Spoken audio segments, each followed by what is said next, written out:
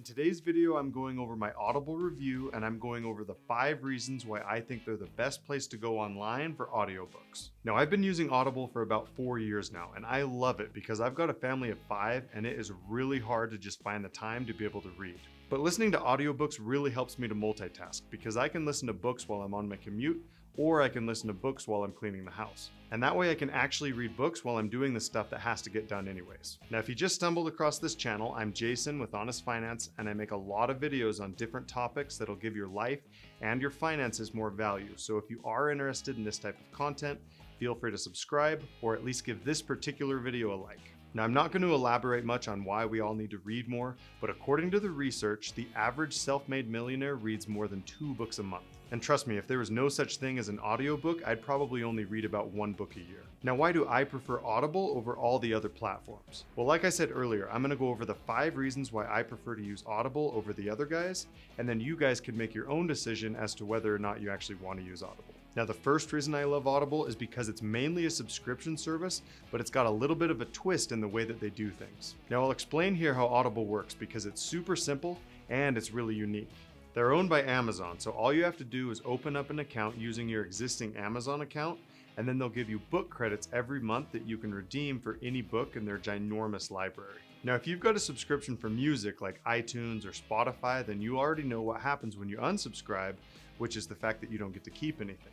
But Audible doesn't work like that because once you redeem a credit, you get to keep the book forever, even if you cancel with them. And this is just freaking awesome because every single book that I own with Audible is mine to keep forever, and they're all backed up by their ginormous cloud. Audible starts at about $15 a month, and that'll get you 1 credit per month on that plan. And that is really good because if you look at just one Harry Potter audiobook, those are over $30. Now, the $15 plan is only worth it if you're just into 1 book a month.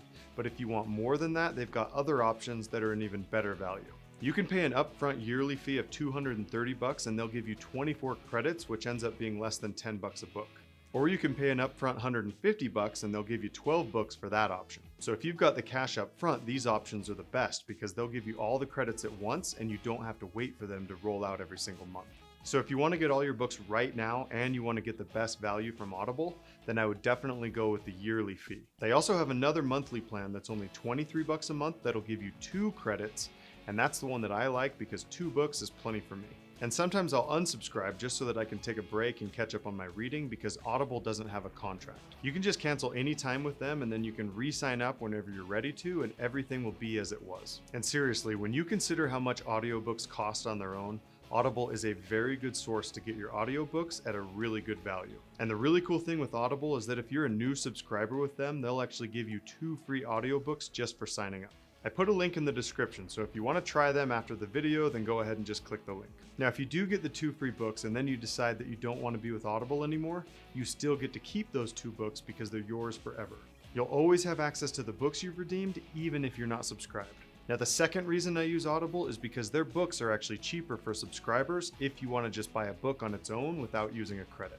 Usually the credits are worth using on a book, but if I find one that's only like $5, then it's obviously not worth wasting a credit on it, so I'll just buy it on its own. Or sometimes I might really want a book right now, but I don't have any credits, so in that case I'll just buy a book, but it's always a better value if you're a subscriber. Anybody can buy a book on Audible, which is always going to have really competitive prices, but the prices are always going to be the best if you're a subscriber. They also have a newer feature which allows members to get 2 of their original series books, and then sometimes they'll throw in a random pre-selected book that you can just get for free.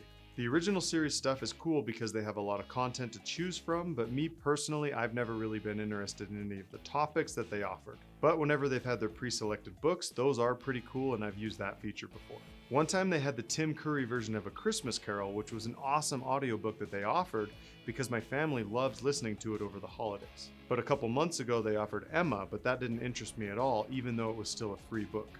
Obviously, some of their pre-selected books are going to be better than others, but that's all just a matter of opinion based on the type of reading that you like to do. But if you're the type that likes to read just about anything, then having these features on Audible is worth it because it's just more free content. And another cool feature for subscribers is that sometimes Audible will actually give you huge discounts on a bunch of bestseller books. So for just being a subscriber, you'll get your monthly credits, you'll get your free content, and you'll sometimes get the huge discounts on bestsellers. Now, the next reason I use Audible is because if you find a book that you don't like, you can return it. Now, I just barely got the book called The Power of Habit, and I wasn't really digging it because the beginning of the book just kept going on and on about smoking and about rat studies, so I returned it. Now, it's really cool that Audible lets you do this because whenever I buy a movie and I don't like it, I can't just return it like you can on Audible. But you've got to understand that Audible offers this feature for honest book readers and that their policies do change all the time. You have to pretty much talk to a rep every time that you want to return a book, but as long as you're not abusing the system, you can return about 3 a year. But don't hold my words accountable because, like I said, the policies change all the time, but in my experience, if I've wanted to return a book, I can do that with Audible. Now, the next reason I prefer to use Audible is because their app is actually really good for mobile reading. I've got some audiobooks that I bought on iTunes, and the cool thing about the Audible app is that you can actually download the books straight from iTunes into the Audible app so that all your books are just in one place. I've also noticed when you listen to books over Bluetooth in your car, if you push the track forward or the track back button, it only moves at 30 seconds, which is a really good thing. Now, I'm saying this is a good thing because if I use iTunes in my car and I hit the track back button, it actually starts the entire chapter over, which is really annoying.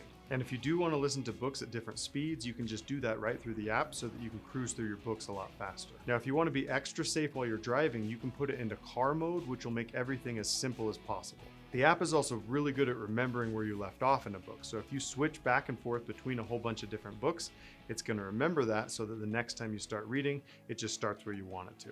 And just so you're aware, the books are downloadable, so you don't have to rely on the internet in order to read your books. And I'll also mention that their wish list is really handy too, because if you find any book that you want, you just throw it into the wish list, and then you can access it anywhere and find them really easily.